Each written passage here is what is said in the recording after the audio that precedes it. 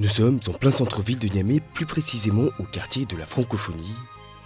Et ici, niché entre les murs, se cache un véritable mini-laboratoire d'expérimentation agricole. Bienvenue au Centre africain d'agrobusiness, le CAAB. Diverses maquettes et pépinières permettent ici de tester des légumineux et arbres fruitiers suivant un modèle de production unique, la ferme agricole moderne.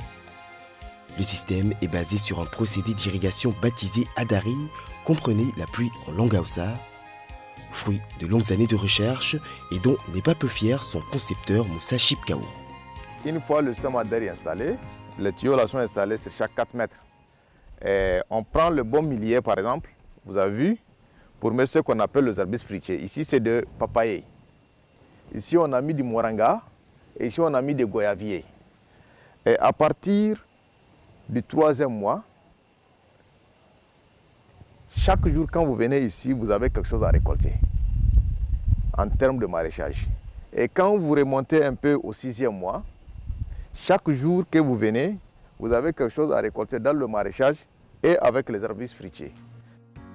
Si les expérimentations et les tests se font au siège de Niamey, c'est 35 km plus loin à Sadoré que la magie opère à grande échelle. Ici, le système Adari est évidemment bien présent, mais à une échelle beaucoup plus large. Plusieurs centaines de mètres de tuyaux longent les plantations sur près de 10 hectares. Une pluie artificielle qui permet un rendement inespéré malgré des températures pouvant quelquefois atteindre les 40 degrés. Le système d'irrigation Adari nous permettrait de résoudre le problème majeur qui se trouvait au Niger. Parce qu'auparavant au Niger, la majorité ou la grande production s'est fait en 3 mois, janvier, février, mars. Et après les autres mois, il n'y a pas quasiment de production. Donc tout est importé. Mais à Sadoré, il ne s'agit toutefois pas seulement de cultiver autant de semences que faire se peut. Ici, tomates, poivrons et piments tiennent la part belle en termes de superficie d'exploitation. Un choix loin d'être fortuit pour le producteur qui préfère les appeler des spéculations magiques. Avant d'installer une ferme agricole, sous le modèle ferme, on fait une étude de marché. Donc on regarde ce que le marché a besoin, ce que les populations ont besoin. Et en fonction de ça, on identifie 4 produits phares. Par exemple, à Niamey, on a 4 produits phares, c'est la tomate, le poivron, le piment et le gombo. Et c'est ce que nous appelons les spéculations magiques. C'est-à-dire un produit où à l'hectare par mois, on peut avoir plus de 1 million de recettes.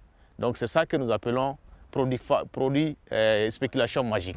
Et ce samedi, c'est justement jour de récolte pour l'une des fameuses spéculations magiques. Si les oignons et les féculents restent encore sous terre, les poivrons, quant à eux, sont bien au rendez-vous. Pas moins de 30 sacs seront remplis pour ce premier voyage de l'année. Direction les marchés de la ville de Niamey, où ils sont d'ores et déjà attendus. Vous avez vu? Voilà, donc ça, des fois, il y a des moments où les 3 là, ça peut faire 500 francs. Les 3 là seulement.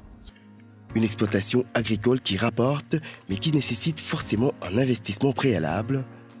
Il faut compter en moyenne 1 500 000 francs CFA pour l'aménagement d'une ferme agricole moderne sur une superficie d'1 hectare, ce qui n'empêche le CAAB d'être sollicité jusqu'au-delà des frontières du Niger. Il y a beaucoup d'engouement, notamment on a eu à faire beaucoup d'installations au Mali. On est en train de faire d'autres à N'Djamena au Tchad. Il y a même des besoins jusqu'à Madagascar. Donc pour dire que maintenant ce modèle est en train de s'internationaliser et que beaucoup de gens sont en train de faire cette demande parce qu'ils ont vu que c'est un système facile et qui apporte beaucoup d'argent. C'est ça le plus important. Son expertise, Moussa Chipkao la met volontiers au service de particuliers et de coopératives agricoles locales. L'homme vise notamment à contribuer à l'augmentation de la production et ainsi favoriser l'autosuffisance au Niger. Une vision qui passe toutefois par un soutien encore fébrile des autorités au monde agricole. Pas de quoi freiner Moussa Chipkao dans son ambition de créer un véritable empire de l'or vert. En attendant, le CAAB a ainsi généré pas moins de 500 millions de francs CFA, soit près de 760 000 € de bénéfices en 2018, et emploie également de manière permanente une centaine de personnes.